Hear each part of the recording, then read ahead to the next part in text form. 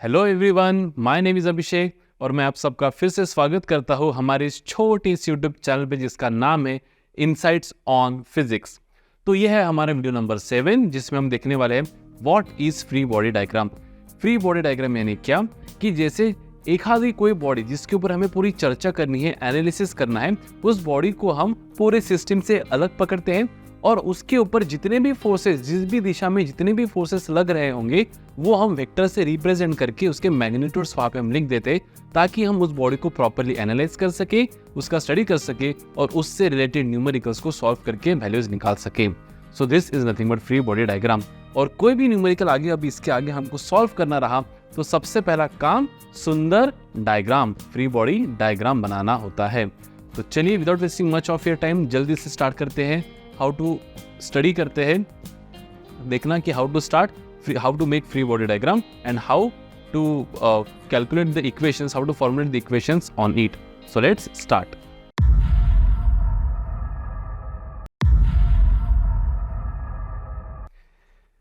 अब free body diagram यानी क्या है? वैसे तो इसका आपको डेफिनेशन आपको कोई पूछेगा नहीं, लेकिन क्योंकि हम पढ़ ही रहे तो एक फास्ट में लिख लेते कि free body diagram it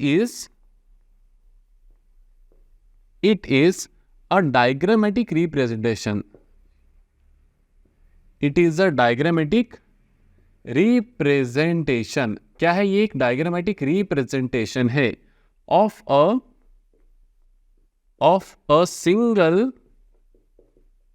isolated body या फिर body isolated from the system, isolated body or system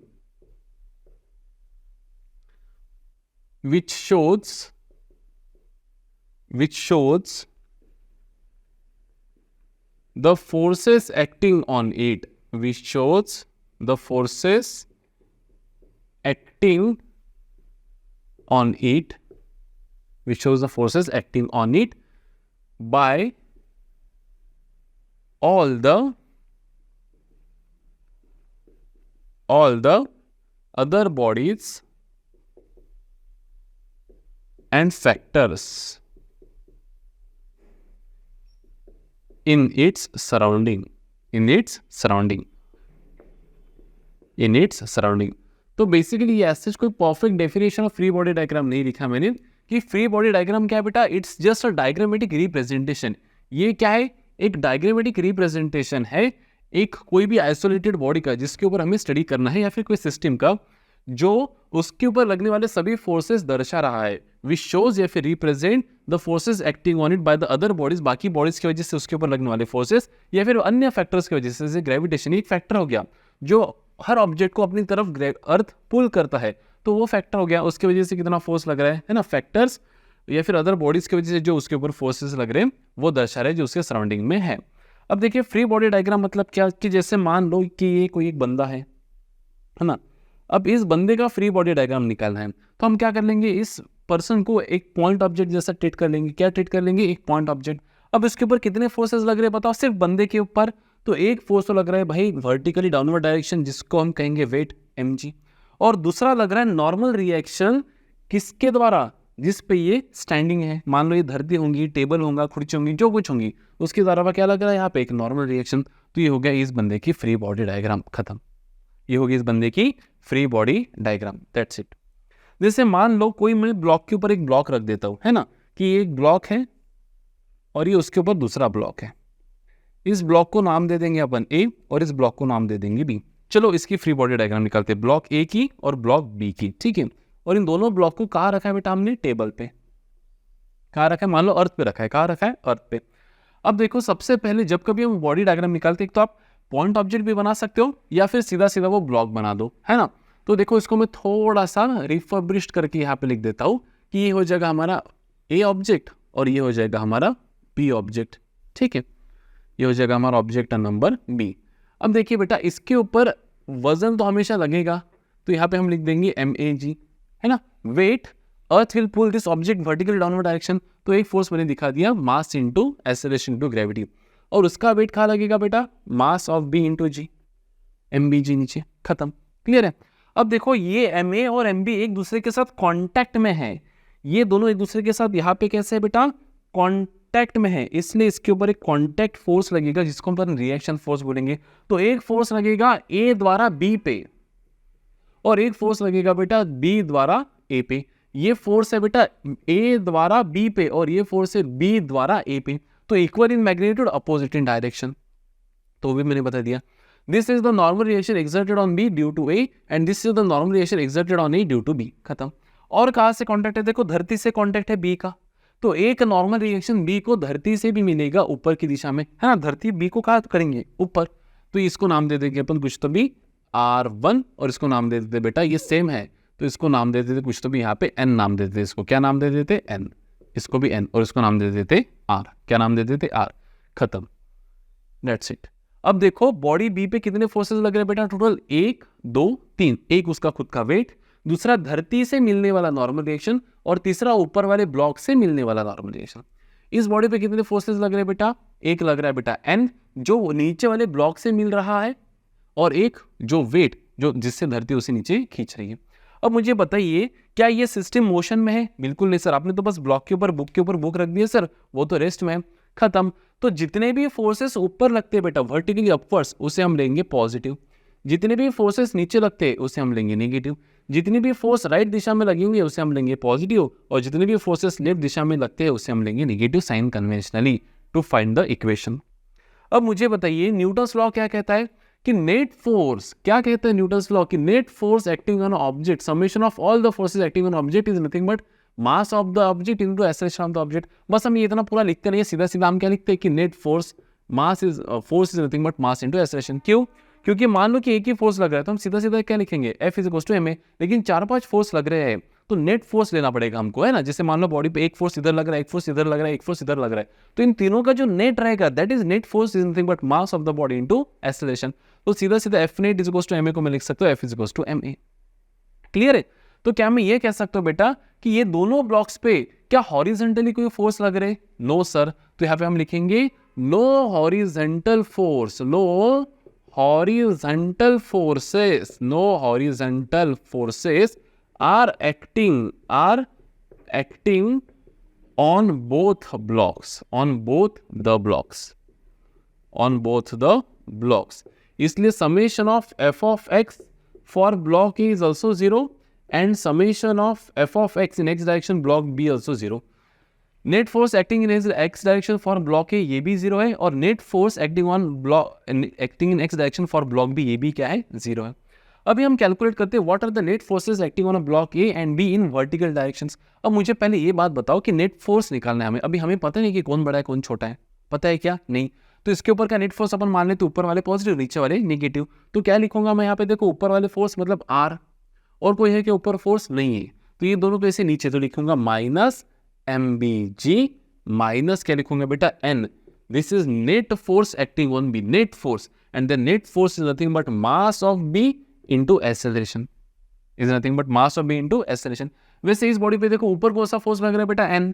कितना फोर्स लग रहा है? N। और नीचे क्या लग रहा है हमारा? MAG and that is nothing but mass of object A into उसका एक्सेलरेशन जो कुछ होगा A1 A2 दिख लेते फिलहाल के लिए। अभी मुझे बताइए क्या सिस्टम स्टेबल है? क्या सिस्टम इक्विलिब्रियम में है? हाँ सर, ये ब्लॉक ना ऊपर जा रहा है ना नीचे जा रहा है, आपने बस बुक के ऊपर बुक रखी है तो वो स्टेबल है, मोशन होते हुए नहीं दिख रहा है वहां पे। तो क्या मैं यहाँ पे लिख सकता हूँ कि अगर ये भी रेस्ट में है और ये भी रेस्ट में है तो क्या A1 A2 दोनों 0 है बेटा? अगर A1 A2 0 होंगे तो क्या मैं सीधा सीधा A1 0 मतलब MB इंटू A क्या हो जाएगा बेटा? ये हो जाएगा 0। क्या हो जाएगा? ये 0। और MA इंटू A2 ये भी क्या हो जाएगा मेरा? ये भी हो जाएगा 0। Why? Because system is in equilibrium, और इक्विलिब्रियम में है या फिर रेस्ट में तो आपको समझ में आ ही गया होगा बेटा कि एक्सेलरेशन क्या है यहाँ पे? 0, क्योंकि हमने फोर्सेस इन इक्विलिब्रियम इसके पहले का पहला वीडियो देखा है। फोर्सेस इन इक्विलिब्रियम मतलब क्या कि सिस्टम भाई इक्विलिब्रियम में मतलब नेट एक्सेलरेशन क्या है? 0 है। तो यहां से हम देखो क्या इक्वेशन निकाल सकते हैं कि भाई जो R है R normal reaction exerted on block B by the earth, R ये किसके जितना है बेटा? ये R किसके जितना है? ये है मास ऑफ BG प्लस लिख देंगे यहाँ पे प्लस N। और उसी तरह से what is the value of N here? N की वैल्यू क्या है? ये है mass of A into G। तो क्या मैं सीधा सीधा ऐसे लिख सकता हूँ बेटा कि जो R है मेरा वो है MAG प्लस N। N क्या है लेकिन मेरा? MAG। मतलब क्या मैं ऐसा लिख सकता हूँ बेटा कि normal reaction is nothing but MA plus MB of G। मतलब क्या मैं ऐसा कह सकता हूँ बेटा कि धरती से जो नॉर्मल रिएक्शन R मिल रहा है ब्लॉक B को, वो MA प्लस MBG है। मतलब वो इसके लिए भी मिल रहा है और इसके लिए भी मिल रहा है। And what is normal reaction experience by the block A? वो MAG equals to its weight. खत्म। इसको जो नॉर्मल रिएक्शन एक्सपीरियंस हो रहा है बेटा A को MAG, उतना ही B को हो रहा है लेकिन नीचे, और इसको कहा हो रहा है ऊपर। तो ये नॉर्मल रिएक्शन किसको बैलेंस कर रहा है? उसके वेट को। और इसका नॉर्मल रिएक्शन किसको बैलेंस कर रहा है बेटा? इसके वेट को, इसके n को। n मतलब क्या? इसका वेट बेसिकली। n क्या है? ऊपर वाले का वेट। तो इसके वेट को प्लस इसके भी वेट को। तो ये दोनों वेट को ये नॉर्मल रिएक्शन बैलेंस कर रहा है और ये नॉर्मल इसके वेट को ये वाला नॉर्मल रिएक्शन बैलेंस कर रहा है। तो इस तरह से इक्वेशंस फ्रेम होते जाएंगे। तो फ्री बॉडी डायग्राम एक बार हमने यहाँ पे बना दिया और इक्वेशन ऑफ मोशन लिख दिया तो काम खत्म है। अब क्योंकि हमें यहाँ पे पता था कि ऑब्जेक्ट रेस्ट में रहेंगे, इसलिए हमने सीधा सीधा क्या लिख दिया? Net force acting on block A is 0। This is net force and that net force is 0। Again this is net force acting on block A, this is net force acting on block B, this is net force acting on block A and that is equals to 0। Why 0? Because that block is not moving.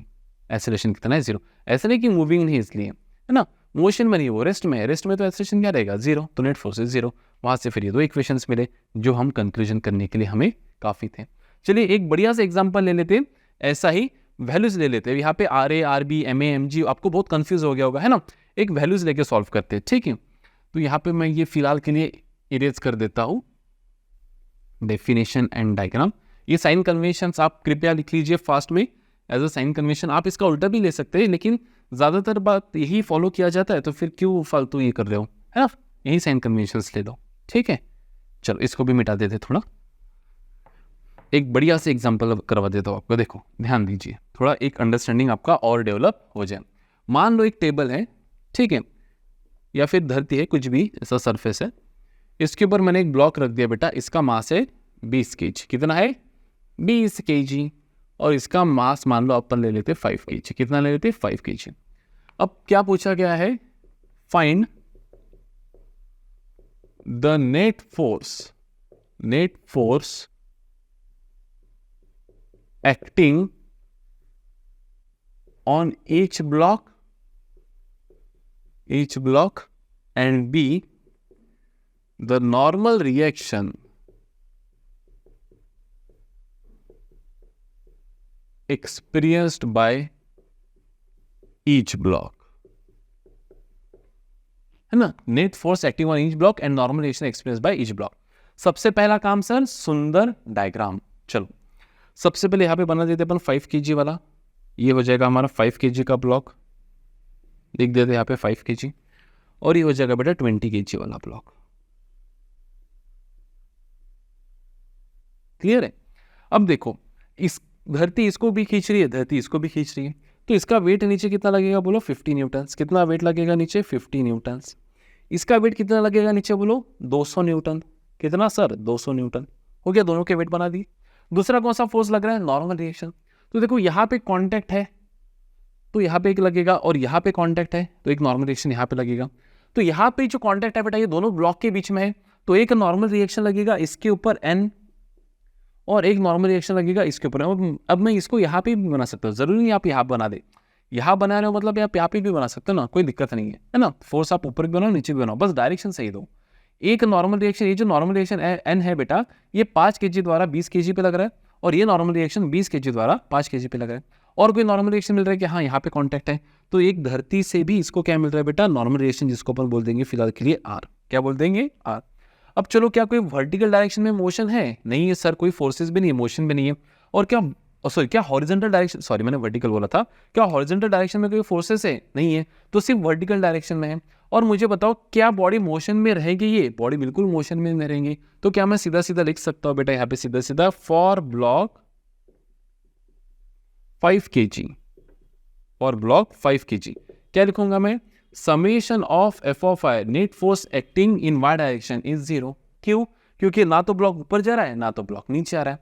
तो क्या लिखेंगे यहाँ पे? Net force 0। मतलब क्या net force किससे बना है बेटा? देखो ऊपर वाले फोर्सेस पॉजिटिव, नीचे वाले फोर्सेस नेगेटिव।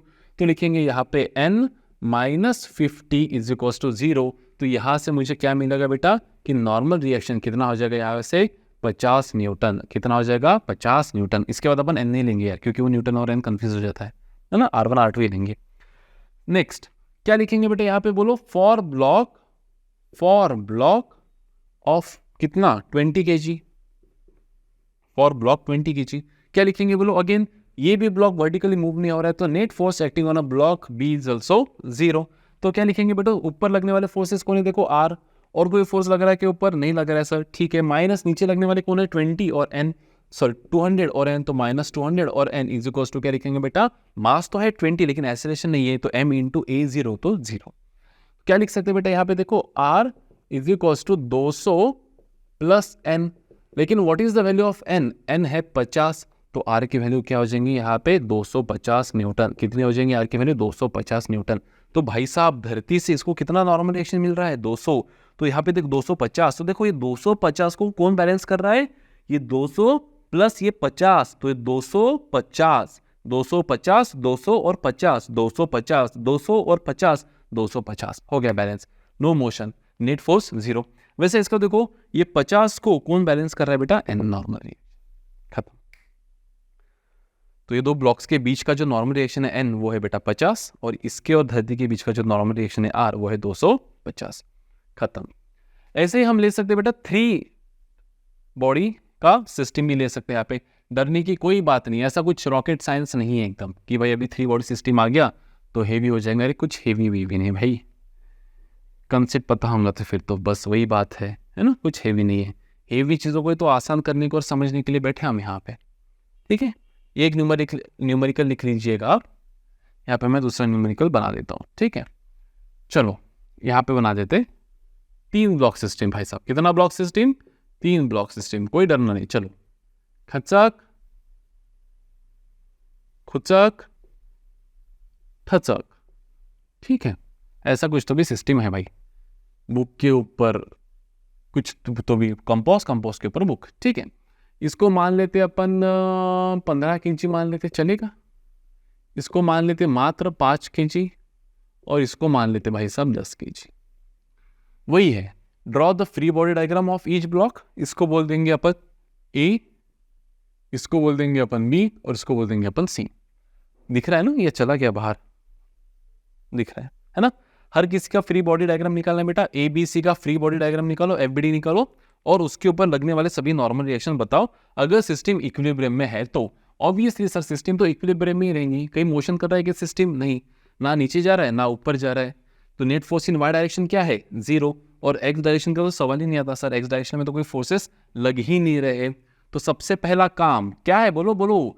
सबसे पहला काम सुंदर डायग्राम। चलो सबसे पहला काम अति सुंदर डायग्राम।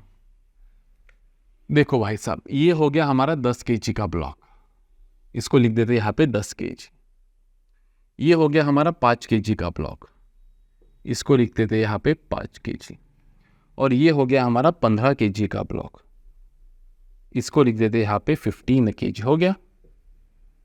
किसी को कोई शक यहाँ तक? 15 kg हो गया।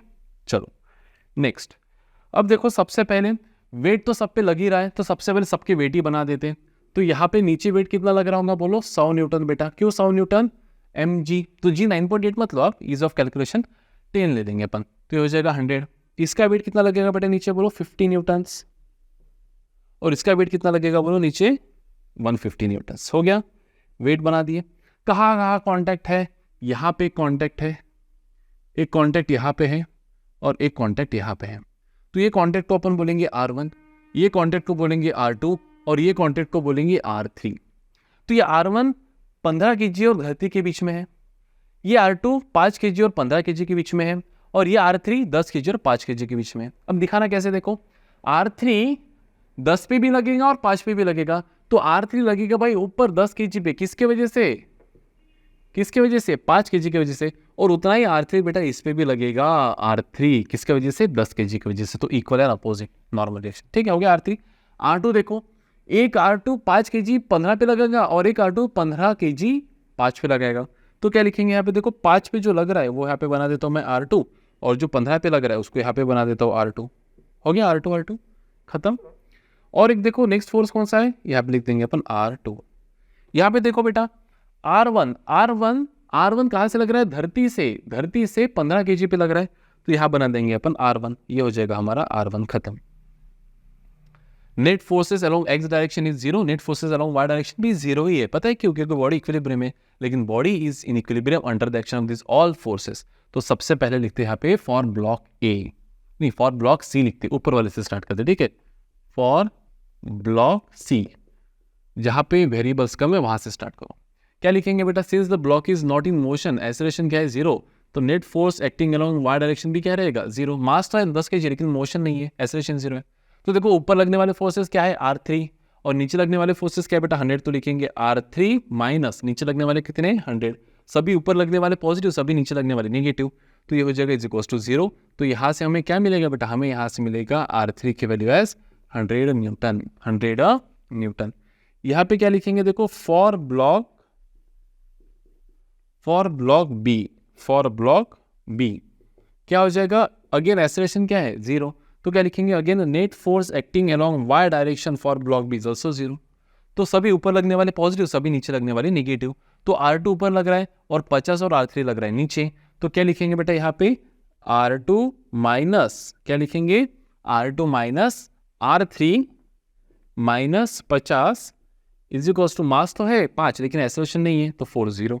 तो क्या मिलेगा यहाँ से? देखिए R2 की वैल्यू मिलेंगी हमको, R2 इज R3 प्लस 50, तो भाई साहब R3 कितना है? R3 तो है 100, तो 100 प्लस 50, तो क्या मिल जाएगा हमको यहाँ से? देयरफॉर R3 की वैल्यू हो जाएंगी 150 न्यूटन।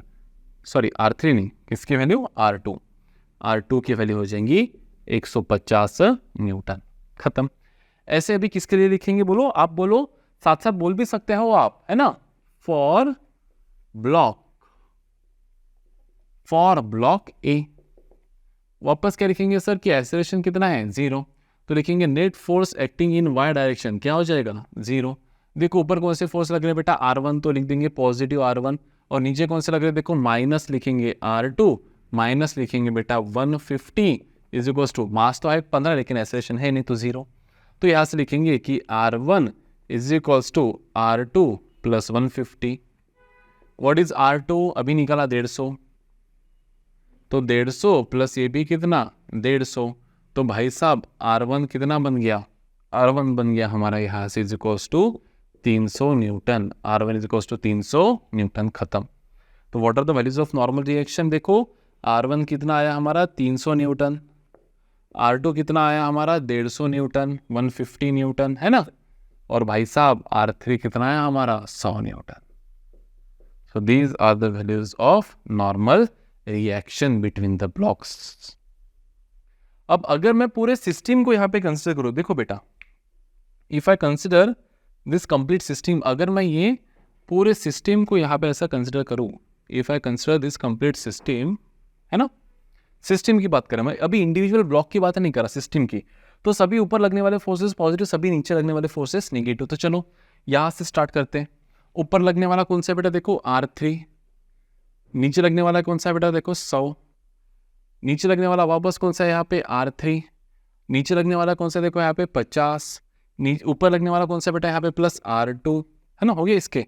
फिर यहाँ पे देखो नीचे क्या लग रहा है बेटा? माइनस R2, फिर यहाँ पे देखो नीचे क्या लग रहा है? 150, तो माइनस 150, और ऊपर क्या लग रहा है बेटा? Plus R1।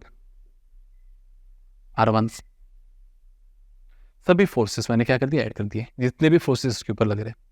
तो देखो इनका भी आंसर क्या आएगा? 0 आएगा। क्या आएगा? क्या 0 आएगा? क्या देखते हैं R1 इज इक्वल टू, देखो R3 minus R3 minus 100 minus R3 minus 50 plus R2 minus R2 minus 150 plus R1, ठीक है। तो ये R3 से R3 गया बेटा, R2 से R2 गया, है ना, बचा क्या? देखो is equals to R1 100 150 300 minus 300, ये है net force in the system. और सिस्टम कैसी है आपकी? इक्विलिब्रियम में, तो नेट फोर्स क्या हो जाएगा? 0, तो R1 की वैल्यू क्या हो जाएंगी? 300 न्यूटन, वही आ रहा है। तो जमीन से पूरे सिस्टम को कितना नॉर्मल रिएक्शन मिल रहा है 300, जिसमें से ये 150 रख रहा है, और ये देखो ये 300 जो है 300 ये किसको बैलेंस कर रहा है, ये 150 और R2 150 इसको बैलेंस कर रहा है। फिर ये R2 150 किसको बैलेंस कर रहा है, ये 50 और R3 100, और ये R3 100 किसको बैलेंस कर रहा है बेटा, इस 100। तो इस तरह से कंप्लीट सिस्टम कैसी है बेटा, यहाँ पे बैलेंस्ड है।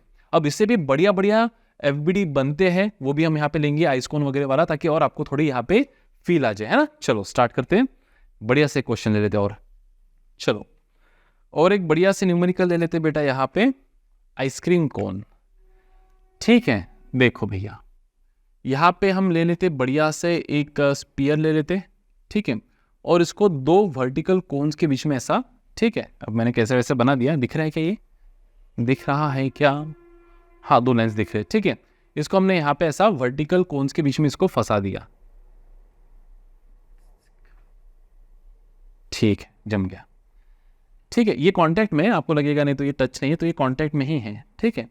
अब देखो क्या पूछा गया है हमसे कि मान लो इस स्पीयर का मास है बेटा 100 kg, 100 kg ज़्यादा हो जाएगा, 100 न्यूटन ले लेते, मतलब 10 kg, कितना 10 kg इस स्पीयर का क्या है हमारा मास है।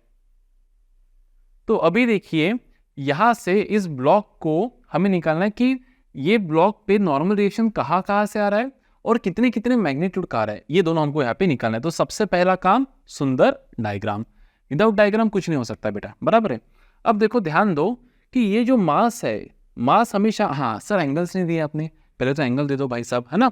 तो मैं आपको यहाँ पे एंगल्स दे देता हूँ कि जैसे मान लो ये वेट एक्ट कर रहा है वर्टिकली डाउनवर्ड डायरेक्शन बेटा, तो कितना एक्ट करेगा ये वेट, 100 न्यूटन, ठीक है। यहाँ पे मैं एक एंगल देना भूल गया था, आपको एंगल्स दे देता हूँ, क्योंकि विदाउट एंगल्स तो फिर आप निकाल नहीं पाओगे ना। इसको अपन ऐसा कर लेते थोड़ा, ठीक है। तो ये जो एंगल है बेटा, ये पूरा एंगल है हमारा 60 डिग्री, कितना है ये 60 डिग्री, बस। और ये एंगल सेम है, ऐसा मैं बोल रहा हूँ, ठीक है, क्लियर यहाँ तक। बस आपको निकालना है कि इस बॉडी को, इस स्पीयर को कहाँ से नॉर्मल रिएक्शन मिल रहा है, और ये बॉडी अगर इक्विलिब्रियम है तो कौन से फोर्सेस की वजह से है, और वो नॉर्मल रिएक्शन की वैल्यूज क्या है ये आपको निकालना है, ठीक है। Find the normal reactions acting on the sphere and their magnitudes. अब मुझे बताइए ये स्पीयर के ऊपर जितने भी फोर्सेस लग रहे हैं वो अपन यहाँ पे प्लॉट कर देंगे इसी डायग्राम में। तो एक तो लग रहा है बेटा 100 न्यूटन नीचे वर्टिकली डाउनवर्ड डायरेक्शन, सेकेंड लग रहा है नॉर्मल रिएक्शन। अब नॉर्मल रिएक्शन कहाँ से लगेगा, जहाँ कॉन्टैक्ट, वहाँ कॉन्टैक्ट फोर्स, मतलब नॉर्मल रिएक्शन। तो एक नॉर्मल रिएक्शन लगेगा भाई साहब स्पीयर को इधर से।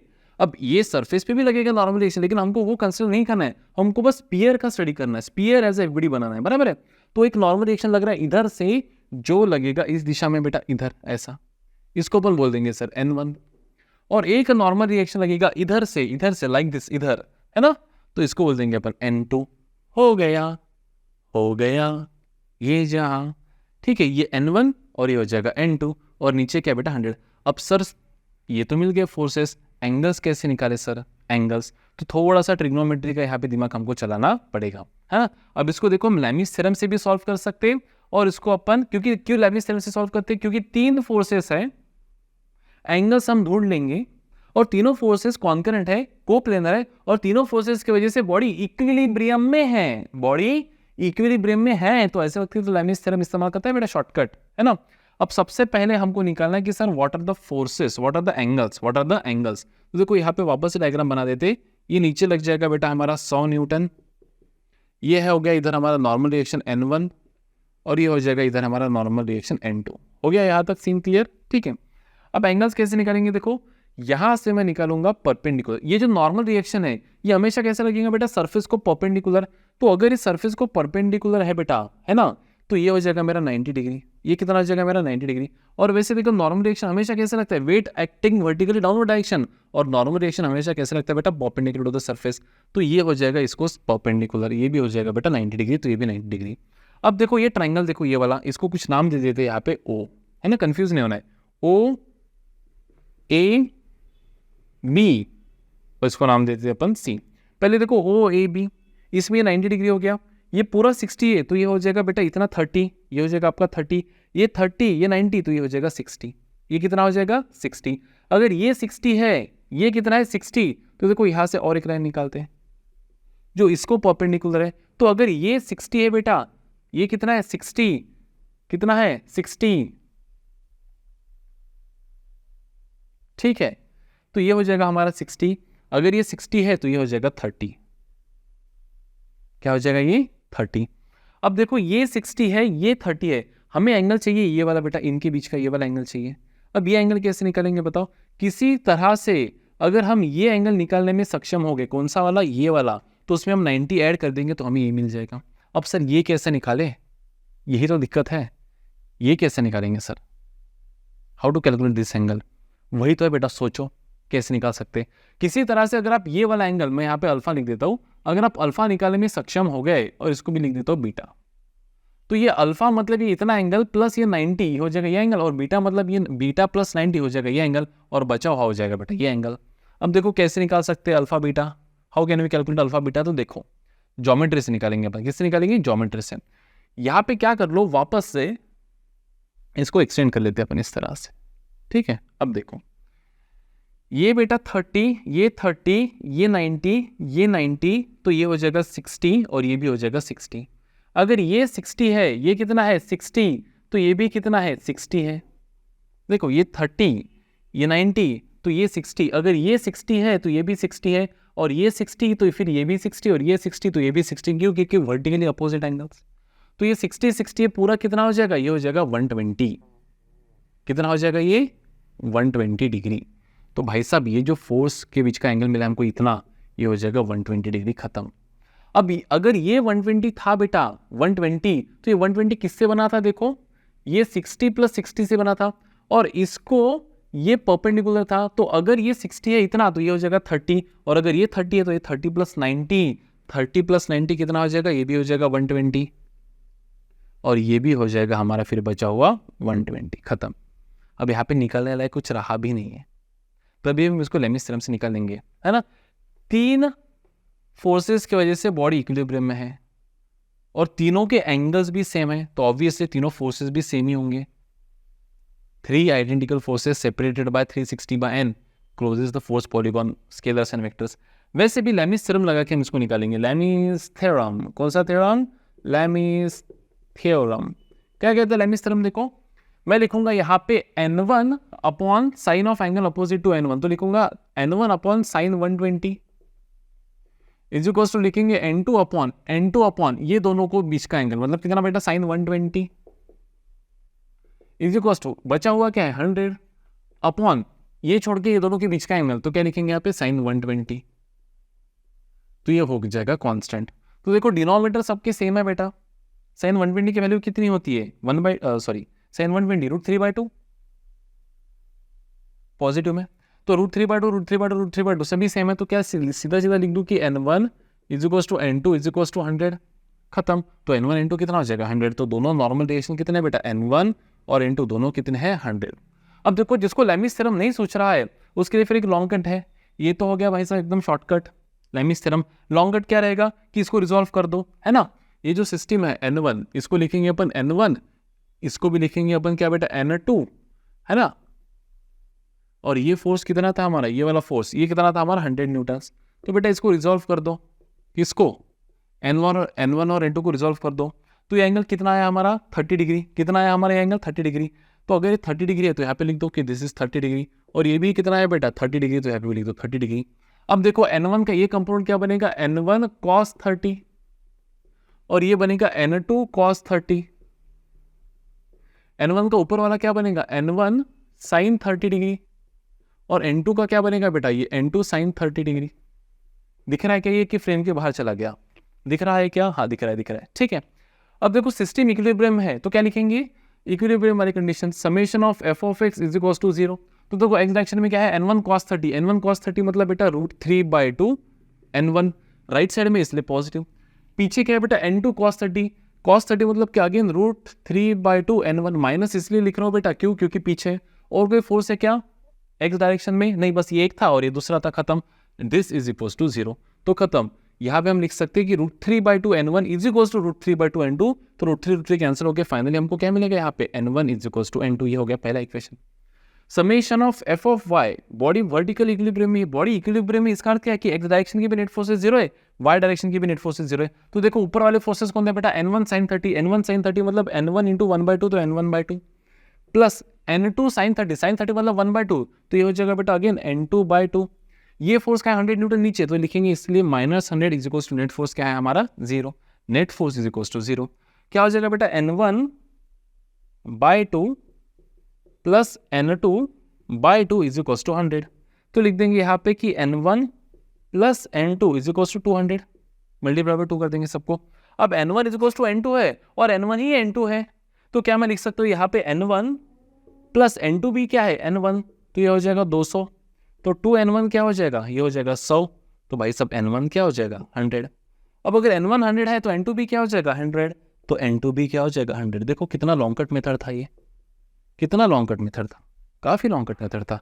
ये अच्छा नहीं था क्या भाई, लैमिस थ्योरम लगाओ और एंजॉय करो, 2 मिनट में आंसर।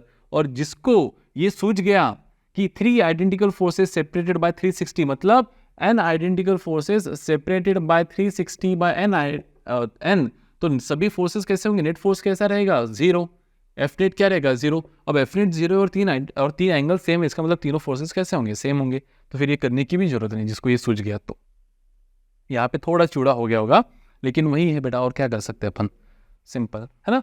चलो और इसके ऊपर एक न्यूमेरिकल ले लेते हैं फाइनली। चलो नेक्स्ट क्वेश्चन हम यहाँ पे ले लेते हैं कि draw the free body diagram for the block of mass m as shown in figure. ठीक है, तो एक ब्लॉक मैं यहाँ पे बनाऊंगा जिसके लिए आपको क्या निकालना है बेटा, एक फ्री बॉडी डायग्राम निकालना है उसके लिए। ठीक है, तो यहाँ पे एक ऐसा रिजिड सपोर्ट है लाइक दिस, यहाँ पे हो जाएगा ये ब्लॉक, यहाँ पे और एक स्ट्रिंग से इसको रिजिड सपोर्ट दिया है और ये एंगल दिया है आपको थीटा, खत्म, क्लियर है। और इसका मास है बेटा m। अब चलो सबसे पहले तो इसका फ्री बॉडी डायग्राम हमको निकालना है, ठीक है, बाकी और कुछ नहीं करना है। अब देखो ये ब्लॉक है, ठीक है, पॉइंट मास ना बने तो इसको एक थोड़ा सा ऐसा बड़ा बना देते ब्लॉक। इसको एक फोर्स इधर से लग रहा है बेटा, तो मान लो ये स्ट्रिंग में जो टेंशन डेवलप हो रहा है उसे हम बोलेंगे T1, और ये स्ट्रिंग में जो टेंशन डेवलप हो रहा है उसे हम बोलेंगे T2, और वेट कहाँ लगेगा mg नीचे। तो कौन से फोर्सेस हो जाएंगे, देखो एक फोर्स हो जाएगा हमारा mg नीचे, एक हो जाएगा tension away from the block, away from the point of contact, tension always acts at away from the point of contact, तो टेंशन T1 हम ऐसा दिखाएंगे। T2 देखो बेटा कहाँ लग रहा है, T2 इधर लग रहा है away from the point of contact, और ये एंगल थीटा है। अगर ये थीटा होगा तो क्या ये थीटा हो जाएगा बेटा वर्टिकली अपोजिट एंगल्स, तो अगर ये थीटा हो जाएगा तो इसके 2 कंपाउंड्स बनेंगे यहाँ पे, कौन सा, एक बनेगा ये T2 साइन थीटा क्योंकि इसके साथ एंगल एसोसिएटेड नहीं है, और ये बनेगा आपका T2 cos theta, T2 cos theta, फिर T2 की जरूरत नहीं है। तो एक्चुअली जो FBD इसका बन रहा है वो कुछ इस तरह से बन रहा है कि नीचे लग रहा है भाई mg, इधर लग रहा है T2 साइन थीटा, ऊपर लग रहा है T2 कॉस थीटा, और इधर लग रहा है बेटा आपका क्या लग रहा है इधर T1। तो अगर ये सिस्टम इक्विलिब्रियम है, मान लो कि सिस्टम इज इन इक्विलिब्रियम, मान लेते हैं कि सिस्टम कैसी है बेटा इक्विलिब्रियम में है। अगर सिस्टम इक्विलिब्रियम में है तो summation of all the forces acting in x direction क्या हो जाएगा 0। एक्स डायरेक्शन मतलब क्या बेटा T2 साइन थीटा रहेगा पॉजिटिव, माइनस बना देंगे T1 और ये हो जाएगा इक्वल्स टू 0। मतलब भी लिख सकते हैं यहाँ पे T2 sine theta is equals to T1, बराबर है। और अगर सिस्टम इक्विलिब्रियम में है तो y डायरेक्शन में भी बेटा इक्विलिब्रियम में होंगी, तो क्या लिखेंगे यहाँ पे summation of f of y is equals to 0, क्योंकि सिस्टम इक्विलिब्रियम में होना मतलब क्या कि summation of f of x भी 0 है और summation of f of y भी 0 है, तो y मतलब ऊपर वाले पॉजिटिव, तो लिखेंगे यहाँ पे T2 cos theta, T2 cos theta minus लिखेंगे बेटा कितना mg इज इक्वल्स टू 0, तो ये हो जाएगा बेटा T2 cos theta is equals to mg।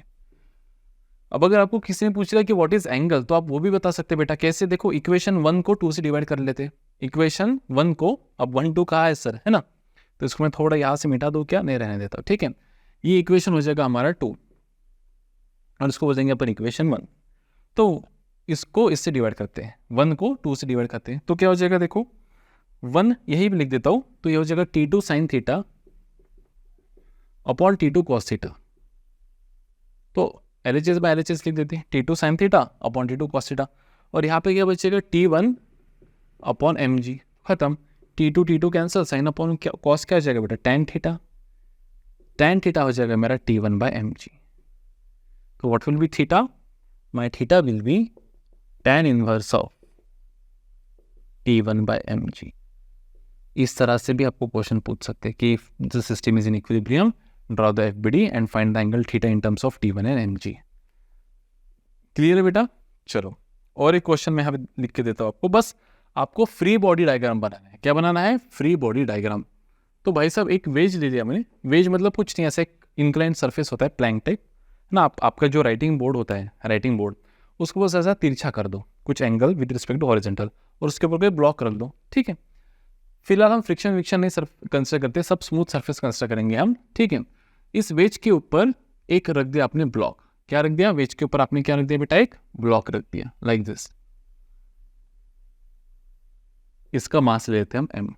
अब इस ब्लॉक का हमें निकाला है, हम ब्लॉक का निकाला है हमें फ्री बॉडी डायग्राम। तो सबसे पहला काम, सुंदर डायग्राम। अब मुझे बताओ नीचे क्या लग रहा है? Weight mg। कौन से फोर्सेस लग रहे हैं? एक लग रहा है वेट mg नीचे। नॉर्मल रिएक्शन कैसे लगेंगे बेटा? हमेशा परपेंडिकुलर टू द सरफेस। देखो सरफेस को परपेंडिकुलर लगेगा हमेशा। अब देखो इसको रिजॉल्व करना पड़ेगा, नॉर्मल रिएक्शन को, तो mg को रिजॉल्व करना पड़ेगा। तो जनरली अपन ऐसे केस में कार्टेशियन सिस्टम की उल्टी बना लेते हैं, तिरछी बना लेते, सॉरी, लाइक दिस। हमारी कार्टेशियन सिस्टम अभी कुछ ऐसे हो जाएंगे।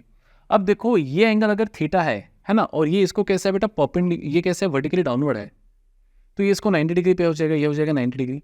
अगर ये 90 है तो ये एंगल कितना हो जाएगा? 90 माइनस थीटा, है ना। ये थीटा, ये 90, तो हो जाएगा 90 माइनस थीटा। अगर ये एंगल 90 माइनस थीटा है और ये एंगल दोनों के बीच में 90 है, तो ये भी क्या हो जाएगा हमारा? ये हो जाएगा हमारा थीटा। कैसे? देखो ये थीटा था, ये 90 था, तो ये हो जाएगा 90 माइनस थीटा। ये वाला एंगल हो जाएगा 90 माइनस थीटा। अगर ये 90 माइनस थीटा है लेकिन ये इसको परपेंडिकुलर है, तो ये प्लस ये तो 90 है, तो अगर ये 90 माइनस थीटा है तो ये क्या हो जाएगा हमारा? ये हो जाएगा हमारा थीटा। तो थीटा प्लस 90 माइनस थीटा मतलब 90, तो ये हो जाएगा थीटा। अब अगर ये थीटा हो गया भाई साहब, तो mg का ये कंपोनेंट हो जाएगा mg, कौन सा? कॉस थीटा कंपोनेंट, और ये कंपोनेंट हो जाएगा mg साइन थीटा कंपोनेंट। हो गया, हो गया। n को भी रिजॉल्व कर सकते, mg को भी रिजॉल्व कर सकते, मैंने mg को रिजॉल्व कर दिया, खत्म। तो देखो कैसे बनेगा इसका फ्री बॉडी डायग्राम? इस तरह से। नीचे इधर क्या लग रहा है? mg cos theta. इधर क्या लग रहा है? mg sin theta. और ऊपर क्या लग रहा है? नॉर्मल रिएक्शन, उधर कोई फोर्स ही नहीं लग रहा है। तो क्या बॉडी इधर मोशन कर रही है बेटा? नहीं कर रही है। तो क्या मैं लिख सकता हूं कि summation of f of y is equal to 0, कि इधर ना बॉडी ऊपर जा रही है ना नीचे जा रही है, तो नेट फोर्स y डायरेक्शन में क्या है? 0। तो ऊपर लगने वाले ले लेंगे पॉजिटिव, नीचे लगने वाले ले लेंगे नेगेटिव। तो n कितना हो जाएगा हमारा? n minus mg cos theta हो जाएगा 0, m इंटू मास एसेशन एनी वाई डायरेक्शन में। तो नॉर्मल रिएक्शन कितना हो जाएगा बेटा? यहाँ पे देखो mg cos थीटा, ना कि mg। नॉर्मल रिएक्शन क्या हो जाएगा बेटा हमारा? mg cos थीटा इस केस में। और रही बात अब x, अभी x ये नहीं है, अब x ये हो गया, ये y हो गया और ये x हो गया। कार्टेशियन सिस्टम हमने थोड़ा टिल्ट कर दिया। क्या बॉडी में नेट फोर्स लग रहा है बेटा y डायरेक्शन में? बिल्कुल। x डायरेक्शन में बिल्कुल सर, क्योंकि इसको अपोज करने के लिए कोई फोर्स ही नहीं है यहाँ पे, तो बॉडी x डायरेक्शन में मोशन में नहीं है। तो लिखेंगे यहाँ पे कि summation of f of x is nothing but mass into acceleration. यहाँ पे एफ ऑफ वाई 0 लिखा मैंने, क्यों? क्योंकि बॉडी ना ऊपर जा रही थी ना नीचे जा रही थी, इसलिए नेट फोर्स 0 था। लेकिन एक्स डायरेक्शन में नेट फोर्स 0 नहीं, इसलिए लिखा net force in x direction is ma। अब इधर वाले ले लेते पॉजिटिव, उधर वाले ले लेते नेगेटिव। आपने तो बोला था सर उधर वाले पॉजिटिव ले लो। अरे भाई किसी एक दिशा के पॉजिटिव लो, किसी दूसरे दिशा के नेगेटिव ले लो। तो मैं इसके पॉजिटिव लेता तो उसके नेगेटिव ले लूंगा, ठीक है। तो ये पॉजिटिव मतलब क्या हो जाएगा बेटा? mg साइन थीटा माइनस उधर कोई फोर्स है नहीं तो 0 इज इक्वल टू बेटा ma। तो ये हो जाएगा हम mg sine theta is equal to ma। तो m से m कैंसिल, क्या हो जाएगा बेटा? Acceleration g sine theta. इसका अर्थ क्या है पता है? कि बॉडी जो है ये इधर मोशन में नहीं है, लेकिन ये जो बॉडी है ये अपने वेट के ये कंपोनेंट की वजह से, देखो ना, जब बॉडी को मैं ऐसा रख रहा हूं तो बॉडी बिल्कुल मोशन में आएंगी नहीं, क्योंकि उसके ऊपर नेट फोर्स क्या लग रहा है? 0। नीचे क्या लग रहा है? mg। और ऊपर क्या लग रहा है? Normal reaction. तो ऐसे केस में बॉडी वर्टिकल इक्विलिब्रियम में भी है और हॉरिजॉन्टल इक्विलिब्रियम में भी। इधर तो हालांकि फोर्सेस ही नहीं है, तो मैं सीधा सीधा n minus mg is equal to 0 लिख सकता बेटा। तो n क्या हो जाएगा? mg। तो मुझे नॉर्मल रिएक्शन कितना मिल रहा है? जितना उस बॉडी का वेट है उतना पूरा का पूरा उस बॉडी को क्या मिल रहा है? धरती द्वारा नॉर्मल रिएक्शन। जब वो कैसा है बेटा? प्लेन सरफेस पे। लेकिन जब वो इंक्लाइन सरफेस पे हो जाएगा तो क्या होगा? उसके वेट का एक कंपोनेंट उसको नॉर्मल रिएक्शन देगा और उसके वेट का दूसरा कंपोनेंट उसको बोलेंगे अरे नीचे चल, वो नीचे आएगा कितने एक्सेलरेशन से, जी साइन थीटा से। तो वेट का एक कंपोनेंट प्रोवाइड करे, अभी उसको नॉर्मल रिएक्शन उतना नहीं मिल रहा जितना पहले मिल रहा था, पहले पूरा का पूरा mg मिल रहा था, अभी उसको उससे कुछ कम मिल रहा है, that is mg cos theta मिल रहा है, कम मिल रहा है mg cos थीटा की वजह से लेस देन 1 ही रहेगा ना हमेशा, तो कम मिल रहा है बेटा, अगर इंक्लाइन कर दिया तो कम मिल रहा है, उतना नॉर्मल रिएक्शन नहीं मिल पा रहा है। देखो ना, आप जब थोड़े तिरछे होते हैं ऐसे, आपको उतना नॉर्मल रिएक्शन नहीं मिल पाता, आप गिरने की तादाद पे होते हो। और आपके वेट का ये जो कंपोनेंट है, ये वाला कंपोनेंट mg sin थीटा, ये तो क्या mg cos थीटा जो नॉर्मल रिएक्शन दे रहा है, और ये हो जाएगा mg sin थीटा जो कहाँ गिरा रहा है बेटा, नीचे। तो mg sin थीटा उसको कहाँ लाने की कोशिश करेगा, नीचे लाने की कोशिश करेगा with acceleration g sin theta. इसलिए ये जो मोशन रहेंगी ब्लॉक की x दिशा में, ये कौन सी मोशन रहेंगे बेटा, यूनिफॉर्मली टडंग टडंग टडंग एक्सीलरेटेड टडंग टडंग टडंग टडंग टडंग मोशन टडंग। इसलिए यहाँ पे लगेंगे काइनेमेटिकल इक्वेशंस। क्यों? क्योंकि एक्सेलरेशन कांस्टेंट है, और एक्सेलरेशन कांस्टेंट मतलब यूनिफॉर्म है, मतलब यूनिफॉर्मली एक्सेलरेटेड मोशन है, इसलिए लगेंगे काइनेमेटिकल इक्वेशंस। खत्म, एज सिंपल एज इट। चलो इसके ऊपर एक न्यूमेरिकल तो बनता ही है। तो भाई साहब कुछ इस प्रकार से न्यूमेरिकल मैं यहाँ पे आपको देना चाहूंगा कि एक वेज है, मस्ती मजाक में न्यूमेरिकल सॉल्व कर लेंगे, जिसका मास एक ब्लॉक है, जो एक वेज है जो 37 डिग्री पे है, उसके ऊपर रखा गया है। इसका मास कुछ भी ले लेते अपन, 10 kg ले लेते। कितना ले लेते? 10 kg। पूछ रहा है कि इस ब्लॉक को यहाँ से रिलीज किया, क्या किया बेटा? रिलीज, RELEASE, रिलीज किया। तो ये, तो बताइए कि t is equals to 5 seconds बाद इसकी गति क्या रहेंगी और इसका डिस्प्लेसमेंट क्या रहेगा। बस सिंपल, क्लियर है। सबसे पहला काम, सुंदर डायग्राम। चलो अब दूसरा पेन तो नहीं अपने पास, इसी से बना लेंगे अपन। तो नीचे क्या लगेगा बेटा? वेट mg, तो लिख देंगे यहाँ पे 100 न्यूटन्स, ठीक है। जिसके दो कंपाउंड्स बनेंगे, एक बनेगा ये 100 cos 37, क्योंकि एंगल कितना बन जाएगा? 37 डिग्री, 100 cos 37 डिग्री, और ये कंपोनेंट बन जाएगा बेटा 100 sin 37 डिग्री, और एक बन जाएगा ऊपर नॉर्मल रिएक्शन। इधर कुछ बन रहा है क्या? नहीं बन रहा है। तो अगर आपने ये दो कंपोनेंट्स बना दिए हैं तो फिर इसका काम नहीं, इसको मिटा दो अननेसेसरीली, हम यहाँ पे ज़्यादा कंपोनेंट्स नहीं बनाएंगे। बन गया, सिंपल एंड सोबर।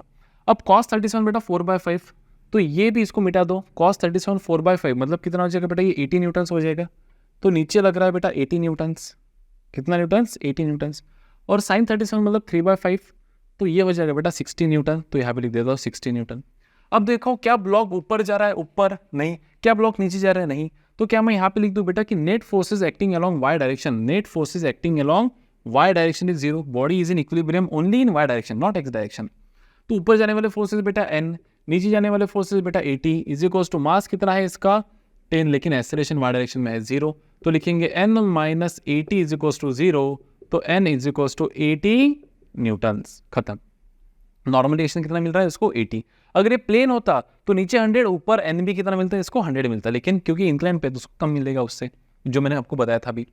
रही बात summation of f of x, summation of f of x, net force acting in x direction is mass into acceleration. तो what is net force acting in x direction बेटा? It is 60 minus कोई फोर्स है क्या उधर oppose करने वाला? नहीं, मैंने इसको पॉजिटिव पकड़ लिया। तो व्हाट इज मास बेटा? मास कितना है? देखो मास कितना है? 10 इंटू एक्सेलरेशन बेटा a, तो 60 इज इक्वल्स टू 10a, तो a की वैल्यू हो जाएंगी 6 मीटर पर सेकेंड स्क्वायर। मिल गया एक्सेलरेशन। और वैसे भी देखो, हमने इसके पहले जो एक्सेलरेशन निकाला था बेटा a की वैल्यू, वो क्या था हमारा? g sin theta. तो a is equals to g कितना? 10 and sin 37, what is sin 37? It is 3/5, 3/5 तो 30/5 ये हो जाएगा 6 मीटर पर सेकेंड स्क्वायर। खत्म।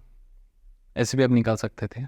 और what was normal reaction? n कितना आया था हमारा? mg cos थीटा आया था, mg cos theta general equation. तो mg कितना है? 100, और cos थीटा कितना बेटा? 4/5, तो n की वैल्यू कितनी हो जाएंगी यहाँ पे? देखो 80 न्यूटन्स, वही आया है, ठीक है। बस इसके पहले हमने जनरल मतलब वेरिएबल फॉर्मेट में निकाला था, अभी हम न्यूमेरिकल फॉर्मेट में निकाल रहे हैं। अब क्योंकि ये जो मोशन है यूनिफॉर्मली एक्सेलरेटेड मोशन है, कैसी मोशन है बेटा? यूनिफॉर्मली। देखो ना, एक्सेलरेशन क्या आया? 6t आएगा, 6t आएगा क्या? t टाइम नहीं, uniformly accelerated motion, uniformly accelerated motion, तो यूजिंग काइनेमेटिकल इक्वेशंस, यूजिंग कौन से इक्वेशंस बेटा, काइनेमेटिकल, यूजिंग काइनेमेटिकल इक्वेशंस। क्या लिखेंगे काइनेमेटिकल इक्वेशन, बोलो v is equals to u plus a t, u plus a t. तो final velocity, initial velocity क्या है सर, 0, क्योंकि आपने रिलीज किया है। व्हाट इज एक्सेलरेशन, इस दिशा में एक्सेलरेशन कितना है हमारा 6, तो लिखेंगे 6, और टाइम कितना बोला मैंने 5, तो ये हो जाएगा बेटा 30 मीटर पर सेकेंड। और दूसरा equation s is equals to u t plus half a t square, तो s is equals to u t हो जाएगा मेरा 0, क्योंकि इनिशियल वेलोसिटी 0। लिखूंगा यहाँ पे हाफ इंटू एक्सेलरेशन कितना है 6 इंटू टाइम 5, 5 का स्क्वायर बेटा 25, तो ये 2 1 जार 2 कितने हज़ार 3000, तो s के वैल्यू हो जाएंगे बेटा 75 मीटर्स। तो कितना चलेगा ये 75 मीटर्स चलेगा, और कितनी गति रहेंगी तब उसकी 30 मीटर पर सेकेंड रहेंगी गति। नॉर्मल रिएक्शन मिल रहा है 80, खत्म। एक्सेलरेशन क्या है g sin थीटा, मतलब 6 metre per second square. These are all the values, है ना, बढ़िया इंटरेस्टिंग है ना। तो इसी तरह से बेटा यहाँ पे हम ऑब्जेक्ट्स का, अभी यहाँ पे हम पूरा फ्री बॉडी डायग्राम तो नहीं पढ़ लिया, लेकिन जितना हमारे काम का था उतना हमने पढ़ लिया। और जैसे जैसे हम आगे बढ़ेंगे, हमको हर न्यूमेरिकल में, लगभग हर न्यूमेरिकल में ही फ्री बॉडी डायग्राम आगे चलकर बनाना है। बस हमने यहाँ से क्या पढ़ा कि just how to draw free body diagram, कि भाई अगर आगे चलकर जब हम न्यूमेरिकल सॉल्व करेंगे तो हमको पता तो चले कि फ्री बॉडी डायग्राम कैसे बनाया जाता है। सो वापस एक बार बता देता हूँ, what is free body diagram. Free body diagram is just a diagrammatical representation of a system which is isolated from the other bodies and all the forces acting on it are shown diagrammatically so as to analyze it for the further solving of the numericals। तो इस तरह से हम free body diagram को बता सकते हैं। Definition आपको कोई पूछेंगे नहीं, बस मैं उसको इंग्लिश में ट्रांसलेट करके बता रहा था। सो आई होप आपको ये टॉपिक समझा होगा। अगले इसमें हम पढ़ने वाले हैं व्हाट इज सूडो फोर्स, नकली फोर्स। कौन सा force, pseudo force, that is inertial frame of reference and non inertial frame of reference, और उससे एसोसिएटेड एक बहुत खूबसूरत सा concept that is apparent wait. कौन सा, apparent wait, man inside a lift. बहुत बढ़िया कॉन्सेप्ट है, खूबसूरत कॉन्सेप्ट है, तो मिस मत कीजिएगा। तब तक पढ़ते रहिए, नोट्स निकालते रहिए और अपने लक्ष्य की ओर बढ़िया से आगे बढ़ते रहिए। बाय।